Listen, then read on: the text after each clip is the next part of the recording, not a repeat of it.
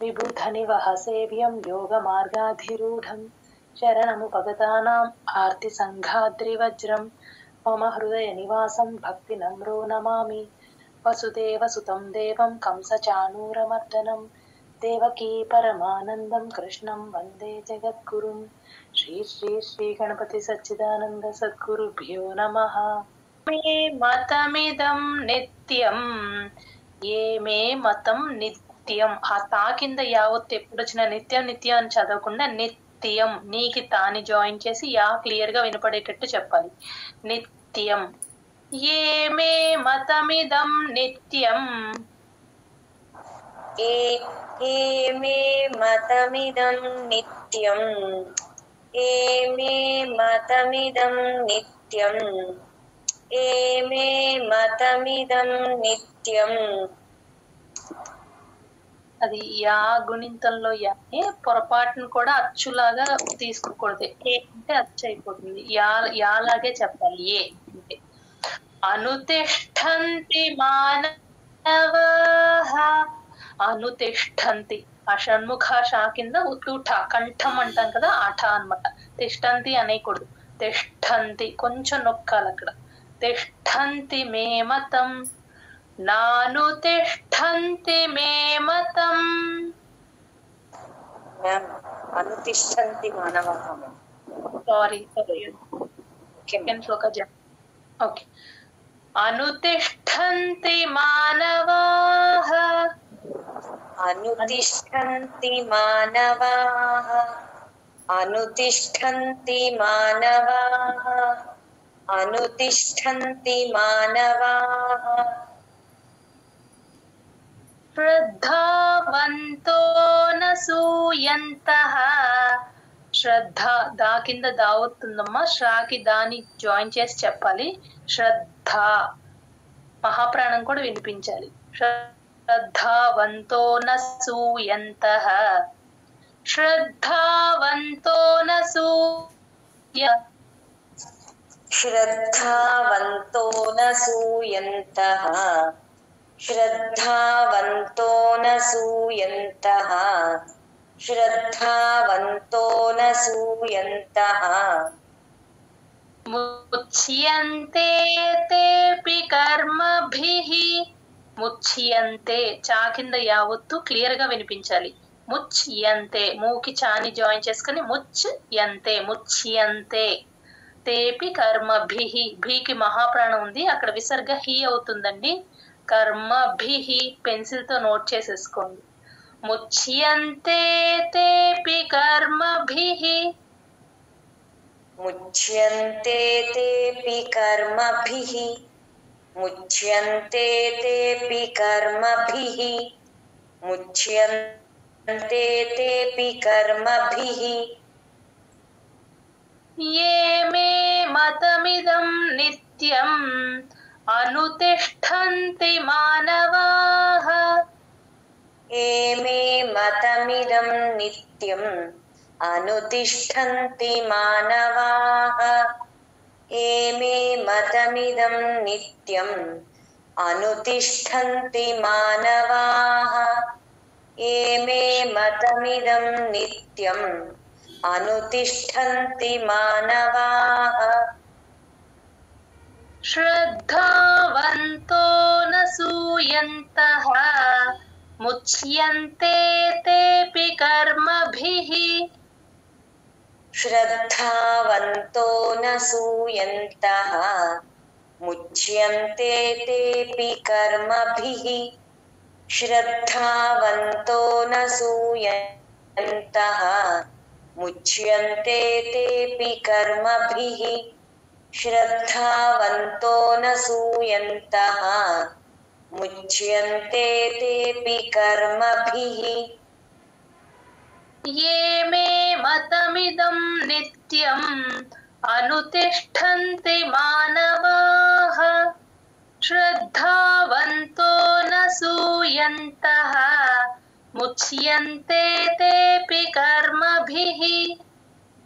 ఏ మే మతమిదం నిత్యం అనుతిష్టంతి మానవాః श्रद्धावन्तो न सूयन्तः मुच्यन्ते तेऽपि कर्मभिः एमे मतमिदं नित्यम् अनुतिष्ठन्ति मानवाः श्रद्धावन्तो न सूयन्तः मुच्यन्ते तेऽपि कर्मभिः एमे मतमिदं नित्यम् अनुतिष्ठन्ति मानवाः श्रद्धावन्तो न सूयन्तः मुच्यन्ते तेऽपि कर्मभिः एमे मतमिदं नित्यम् अनुतिष्ठन्ति मानवाः श्रद्धावन्तो न सूयन्तः मुच्यन्ते तेऽपि कर्मभिः एमे मतमिदं नित्यम् अनुतिष्ठन्ति मानवाः श्रद्धावन्तो न सूयन्तः मुच्यन्ते तेऽपि कर्मभिः एमे मतमिदं नित्यम् अनुतिष्ठन्ति मानवाः श्रद्धावन्तो न सूयन्तः मुच्यन्ते तेऽपि कर्मभिः एमे मतमिदं नित्यम् अनुतिष्ठन्ति मानवाः श्रद्धावन्तो न सूयन्तः मुच्यन्ते तेऽपि कर्मभिः जगदतनु శ్లోక నెంబర్ 32 ఏ త్వేతదభ్యసూయంతః ఇక్కడ ఏకి తాని జాయిన్ చేసి చెప్పాలి తా కింద వావత్తు సంయుక్తాక్షరం కాబట్టి ఏ త్వే అలా కలిపి చెప్పాలి అలా కాకుండా ఏ త్వే తదభ్య అలా ప్లెయిన్ గా చెప్పకూడదు ఏ త్వే ఏత్ అని ఒక్క సెకండ్ ఆపితే వావత్తు కూడా క్లియర్ గా వినిపిస్తుంది ఏ త్వే తదభ్య భా కింద మహాప్రాణం యావత్తు రెండు వినపడాలండి ఏ త్వే తదభ్య సూయంతః ఏ త్వే తదభ్య సూయంతః ఏ త్వే తదభ్య సూయంతః ఏ త్వే తదభ్య సూయంతః ఏ త్వే తదభ్య సూయంతః నానుతిష్ఠంతి మే మతం నానుతిష్ఠంతి హర్ష షణ్ముఖాష తిష్ఠంతి మే మతం పైన అనుతిష్ఠంతి ఉంటుంది పైకి కిందకి జంప్ అయిపోతారు చూసుకోండి నానుతిష్ఠంతి మే మతం నానుతిష్ఠంతి మే మతం నానుతిష్ఠంతి మే మతం నానుతిష్ఠంతి మే మతం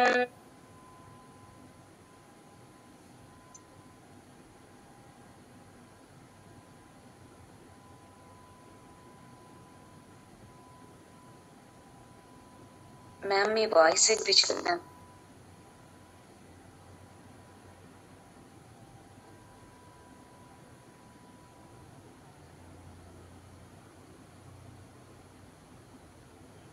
ఇప్పుడు వినిపిస్తుందా ఇప్పుడు వినిపిస్తుంది సర్వజ్ఞాన విమూఢాంస్తాన్ సర్వజ్ఞాన జిఎన్వైఏ జ్ఞాన విమూఢాంస్తాన్ ఢాకి మహాప్రాణం ఉందండి గమనించండి సర్వజ్ఞాన సాకి కూడా రాని జాయిన్ చేసి చెప్పాలి ఎక్కడ సంయుక్తాక్షరం ఉన్నా అంటే ఒక అక్షరానికి ఇంకో అక్షరం ఒత్తుగా వచ్చినప్పుడు ముందు అక్షరానికి కలుపుకొని చెప్పాలి సర్వజ్ఞాన విమూఢాంస్తాన్ ఆ నా కూడా యూజువల్ గా ఆ నా మింగేస్తారు చాలా మంది వినపడదు ఆ నా కూడా వినిపించాలి నాకి పొల్లు ఉంది కదా అది కూడా వినపడేటట్టు చెప్పాలి సర్వజ్ఞాన విమూఢాంస్తాన్ సర్వజ్ఞాన విమూఢాంస్తాన్ సర్వజ్ఞాన విమూఢాంస్తాన్ సర్వజ్ఞాన విమూఢాంస్తాన్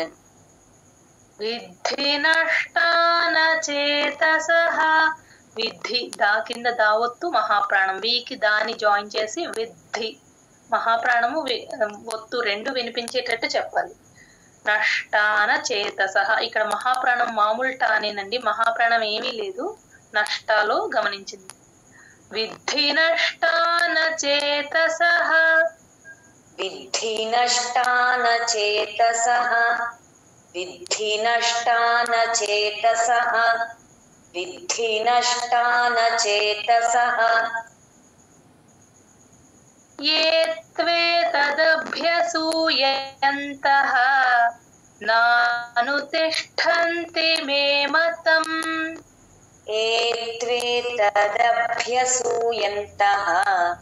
నానుతిష్ఠन्ति మే మతం ఏ త్వేతదభ్యసూయంతః నానుతిష్ఠन्ति మ్యామ్ ఏ త్వే సరిపోతుంది. ఆ తాకి కాస్త ఎక్కువ స్ట్రెస్ చేస్తున్నారు చూడండి. ఓకే ఏ త్వేతదభ్య ఓకే మ్యామ్ ఏ త్వేతదభ్యసూయంతః నానుతిష్ఠन्ति మే మతం ఏ త్వేతదభ్యసూయంతః నానుతిష్ఠन्ति మే మతం ఏ త్వేతదభ్యసూయంతః నానుతిష్ఠन्ति మే మతం సర్వజ్ఞాన విమూఢాంస్తాన్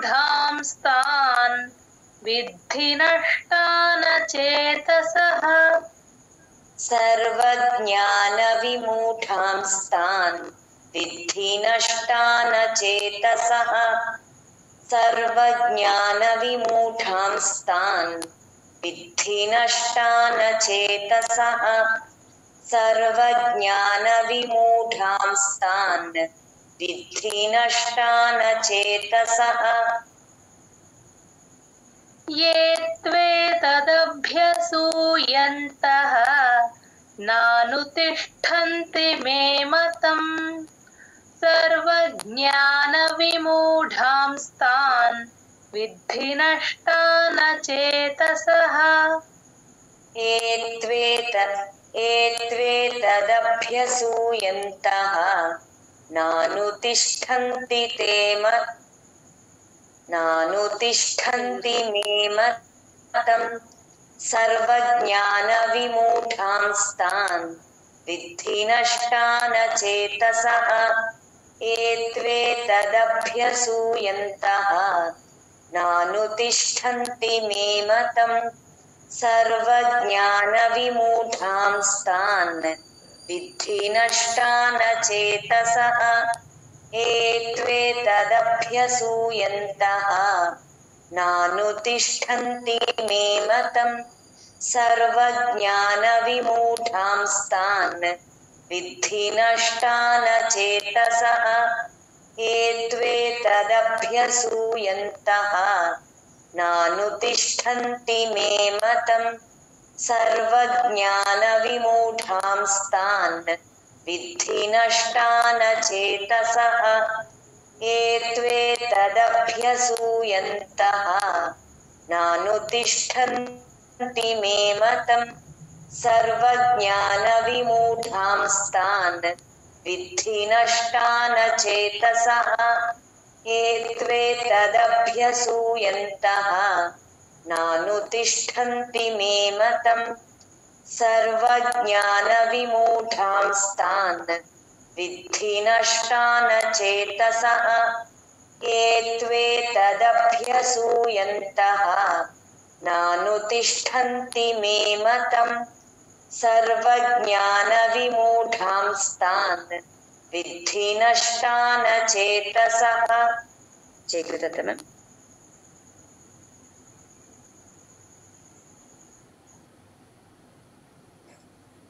నేను మళ్ళీ మీ వాయిస్ వినిపించలేదు.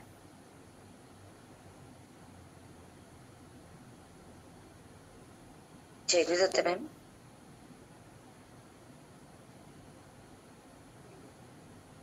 ఇప్పుడు వినిపిస్తుందమ్మా? వినిపిస్తుంది. సదృశం చేష్టతే స్వస్యాః సదృశం దూకి వట్రసుడి సదృశం చేష్టతే షా కింద ముద్ద షా కింద మామూలు టానేనండి, ఒత్తు ఠా కాదు, గమనించండి. చేష్టతే స్వస్యాః ఆ సా కింద వావొత్తుంది కాబట్టి చేష్టతేకి సాని జాయిన్ చేసి చెప్పాలి. చేష్టతేస్ అని తీసుకుంటే ఆ సా కింద వావొత్తి కరెక్ట్ గా వినిపిస్తుంది. అలా అని ని డ్రాగ్ చేయకూడదు. ని డ్రాగ్ చేస్తే సా కింద సావొత్తు పడిపోతుంది. చేష్టతే స్వస్యాహ అంతే. సదృశం చే ఒక్క నిమిషం.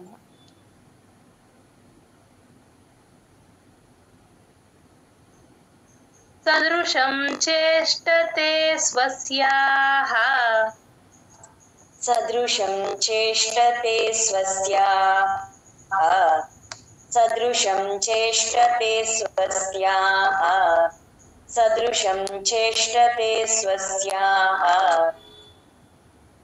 ప్రకృతేర్జ్ఞానవానపి పా కింద రకారం ప్రకృ తేల్చి చెప్పాలి. ప్రకృ ఊ అనకూడదండి. ఊ సౌండ్ ఎప్పుడు రాకూడదు.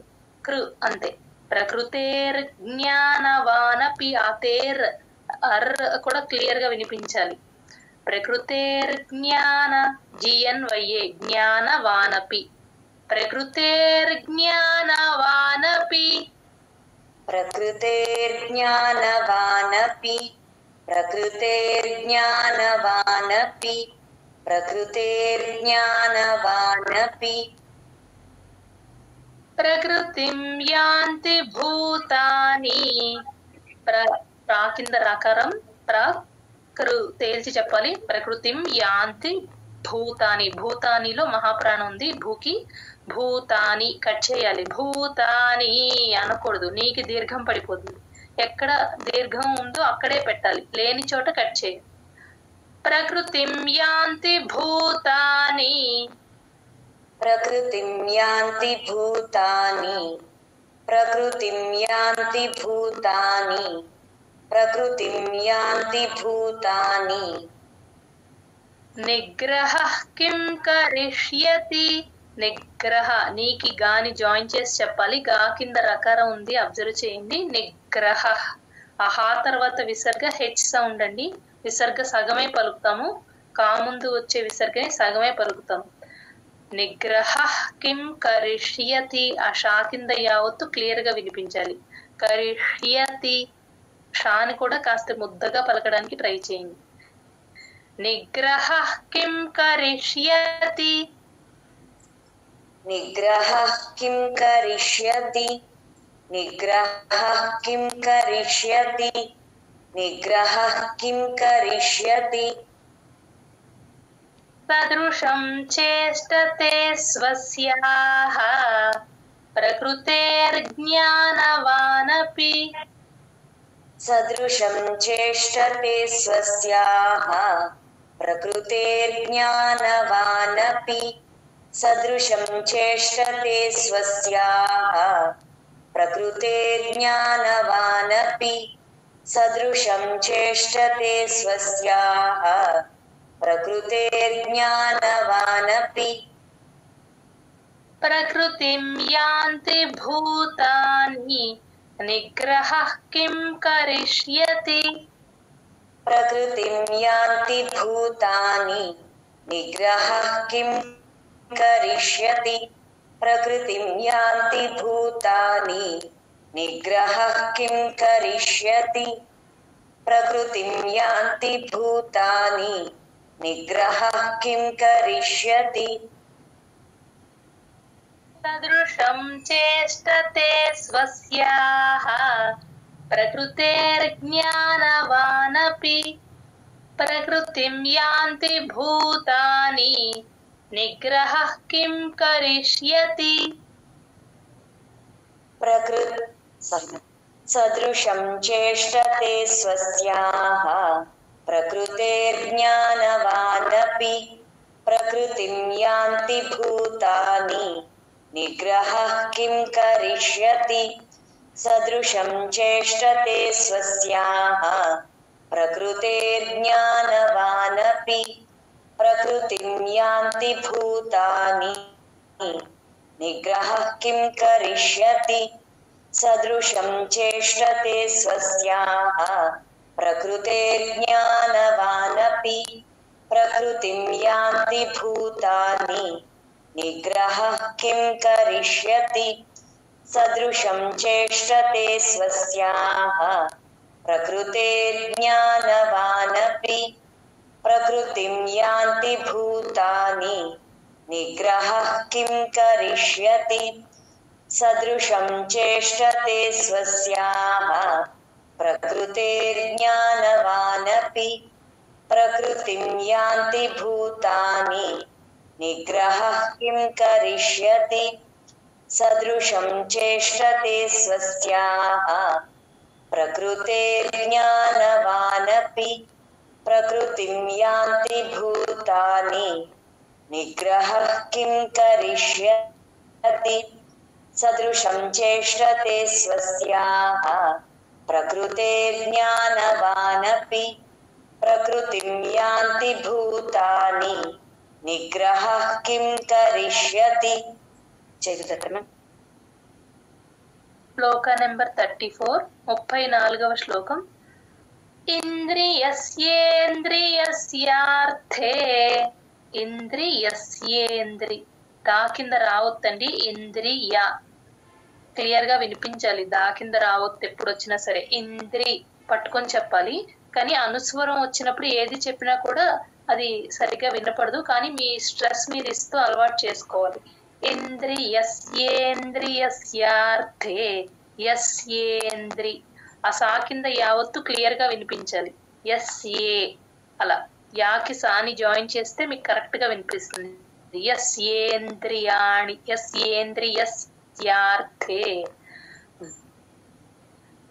యా తర్వాత సా కింద యావత్తుందండి గమనించండి ఇంద్రియస్యేంద్రియస్యార్థే రా కింద ఒత్తు థా క్లియర్ గా ఇది కొంచెం హార్డ్ వర్డ్ లాగా ఉంటుంది అన్ని యావత్తులు కరెక్ట్ గా వినిపించేటట్టు ఆ రకారం స్ట్రెస్లు అన్ని కరెక్ట్ గా వినిపించేటట్టు చెప్పాలి అందరూ గమనించుకోండి ఒకసారి ఇంద్రియస్యేంద్రియస్యార్థే ఇంద్రియస్యేంద్రియస్యార్థే ఇంద్రియస్యేంద్రియస్యార్థే ఇంద్రియస్యేంద్రియస్యార్థే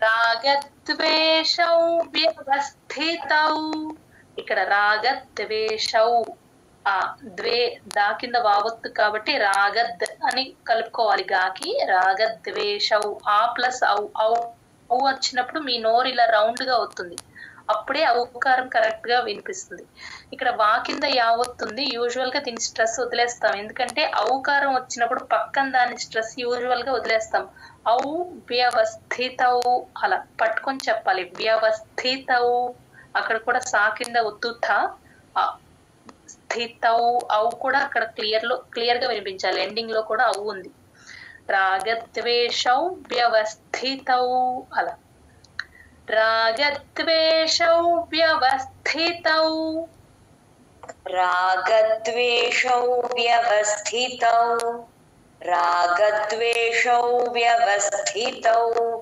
రాగద్వేషౌ వ్యవస్థితౌ తయోర్న వశమాగచ్చేత్ తయోర్న వశ అది శంకరాశ అండి వశమాగచ్చేత్ చా కింద చావత్తు మహాప్రాణం రెండు ఉన్నాయి గమనించండి గచ్చేత్ ఆ తా కూడా వినిపించాలి చా కింద చావత్తు ఎప్పుడు వచ్చినా సరే మనం గాలి బయటకు వదిలితేనే ఆ చావత్తు వినిపిస్తుంది అదర్వైజ్ చా కింద చావత్తు ఒక్కటే వినిపిస్తుంది గచ్చేత్ చూడండి ఇప్పుడు వినిపించలేదు మహాప్రాణం గచ్చేత్ డిఫరెన్స్ అబ్జర్వ్ చేసుకోండి తయోర్న వశమాగచ్చేత్ తయోర్న వశమాగచ్చేత్ తయోర్న వశమాగచ్చేత్ వశమా శంకరాశ సారీ తయోర్న వశమాగచ్చేత్ తయోర్న వశమాగచ్చేత్ తయోర్న వశమాగచ్చేత్ తౌ హ్యస్య పరిపంథినౌ ఇక్కడ ఔకారాలు క్లియర్ గా వినిపించాలి తా ప్లస్ ఔ తౌ హ్యస్య తౌకి హాని జాయిన్ చేసి చెప్పాలి హా కింద యావత్తుంది కాబట్టి తౌ హ్యస్య ఆ యకారాలు ఎక్కడొచ్చినా సరే హైలైట్ చేసి చక్కగా వినపడేటట్టు చెప్పాలి తౌ హ్యస్య పరిపంథి నా కింద థా టీహెచ్ఏ థా పంథి దా పలకూడదండి, దాని అర్థమే మారిపోతుంది, జాగ్రత్తగా పలకాలి ఇక్కడ. పంథి నౌ ఔకారం క్లియర్ గా వినిపించాలి ఎండింగ్ లో కూడా. తౌహ్యస్య పరిపంథినౌ, తౌహ్యస్య పరిపంథినౌ, తౌహ్యస్య పరిపంథినౌ, తౌహ్యస్య పరిపంథినౌ. ఇంద్రియస్యేంద్రియస్యార్థే రాగద్వేషౌ వ్యవస్థితౌ, ఇంద్రియస్యేంద్రియస్యార్థే రాగద్వేషౌ వ్యవస్థితౌ, ఇంద్రియస్యేంద్రియస్యార్థే రాగద్వేషౌ వ్యవస్థితౌ, ఇంద్రియస్యేంద్రియస్యార్థే రాగద్వేషౌ వ్యవస్థితౌ. తయోర్నవశమాగచ్ఛేత్ తౌహ్యస్య పరిపంథినౌ, తయోర్నవశమాగచ్ఛేత్ తౌహ్యస్య పరిపంథినౌ, తయోర్నవశమాగచ్ఛేత్ తౌహ్యస్య పరిపంథినౌ, తయోర్నవశమాగచ్ఛేత్ తౌహ్యస్య పరిపంథినౌ. ఇంద్రియస్యేంద్రియస్యార్థే రాగద్వేషౌ వ్యవస్థితౌ, తయోర్నవశమాగచ్ఛేత్ తౌహ్యస్య పరిపంథినౌ. ఇంద్రియస్యేంద్రియస్యార్థే రాగద్వేషౌ వ్యవస్థితౌ, తయోర్నవశమాగచ్ఛేత్ తౌహ్యస్య పరిపంథినౌ. ఇంద్రియస్యేంద్రియస్యార్థే రాగద్వేషౌ వ్యవస్థితౌ, తయోర్నవశమాగచ్ఛేత్ తౌహ్యస్య పరిపంథినౌ. ఇంద్రియస్యేంద్రియస్యార్థే రాగద్వేషౌ వ్యవస్థితౌ, తయోర్నవశమాగచ్ఛేత్ తౌహ్యస్య పరిపంథినౌ.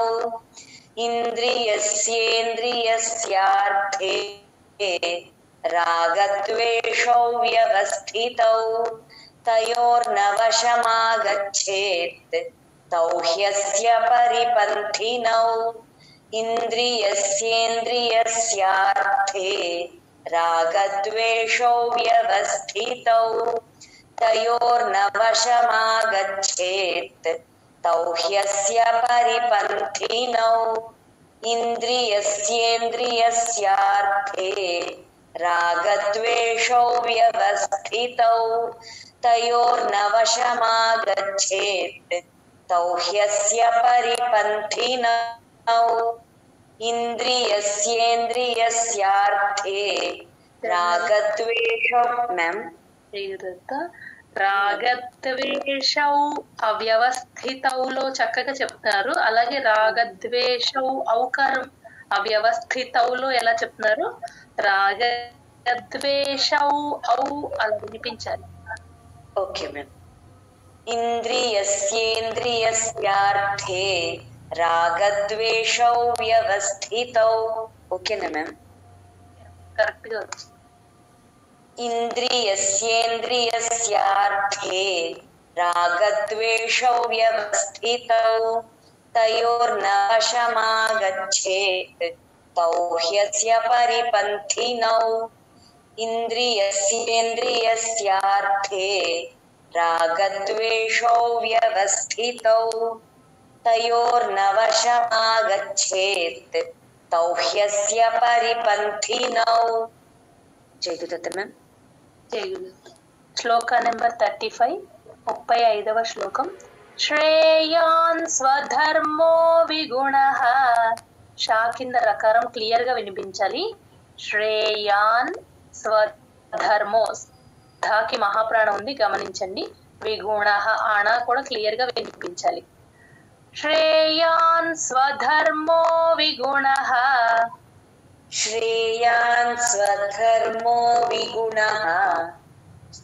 श्रेयान् स्वधर्मो विगुणः श्रेयान् स्वधर्मो विगुणः परधर्मात् स्वनुष्ठितात् పరధర్మాత్ ధాకి మహాప్రాణం ఉందండి గమనించండి. ధర్మాత్ స్వనుష్ఠితాత్ షా కింద ఒత్తు ఠా షణ్ముఖ షాకి ఒత్తు ఠా గమనించండి. కొంచెం నొక్కి చెప్పాలి. కంఠం అంటాం కదా ఆ ఠా ఇది.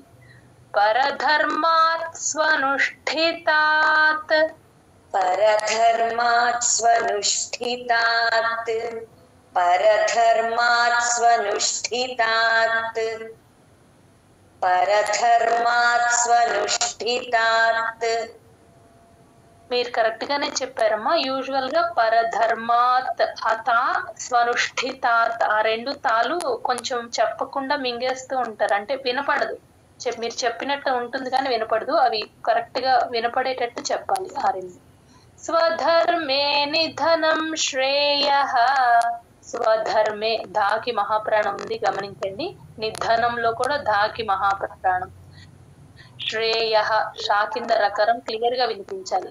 శ్రేయః స్వధర్మే నిధనం శ్రేయః స్వధర్మే నిధనం శ్రేయః स्वधर्मे निधनं श्रेयः स्वधर्मे निधनं श्रेयः स्वधर्मे निधनं श्रेयः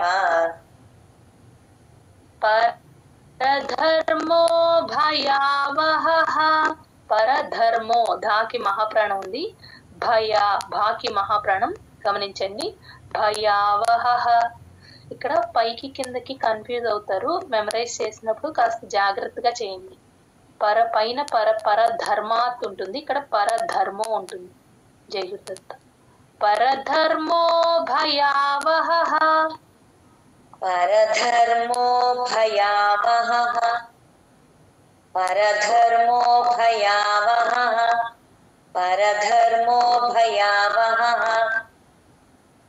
श्रेयान् स्वधर्मो विगुणः परधर्मात् स्वनुष्ठितात् श्रेयान् स्वधर्मो विगुणः परधर्मात् स्वनुष्ठितात् श्रेयान् स्वधर्मो विगुणः परधर्मात् स्वनुष्ठितात् श्रेयान् स्वधर्मो विगुणः परधर्मात् स्वनुष्ठितात् स्वधर्मे निधनं श्रेयः परधर्मो भयावहः स्वधर्मे निधनं श्रेयः परधर्मो भयावहः स्वधर्मे निधनं श्रेयः परधर्मो भयावहः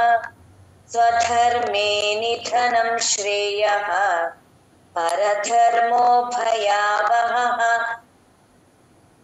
श्रेयान् स्वधर्मो विगुणः परधर्मात् स्वनुष्ठितात् स्वधर्मे निधनं श्रेयः परधर्मो भयावहः श्रेयान् स्वधर्मो विगुणः परधर्मात् स्वनुष्ठितात् स्वधर्मे निधनं श्रेयः परधर्मो भयावहः श्रेयान् स्वधर्मो विगुणः परधर्मात् स्वनुष्ठितात् स्वधर्मे निधनं श्रेयः परधर्मो भयावहः श्रेयान् स्वधर्मो विगुणः परधर्मात् स्वनुष्ठितात् स्वधर्मे निधनं श्रेयः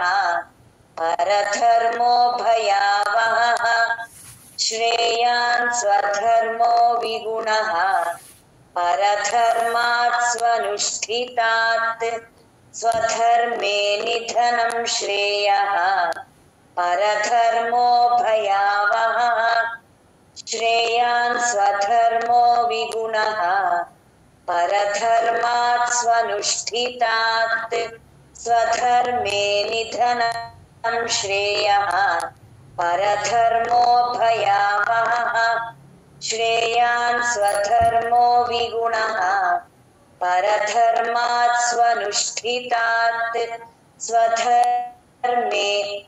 स्वधर्मे निधनं श्रेयः परधर्मो भयावहः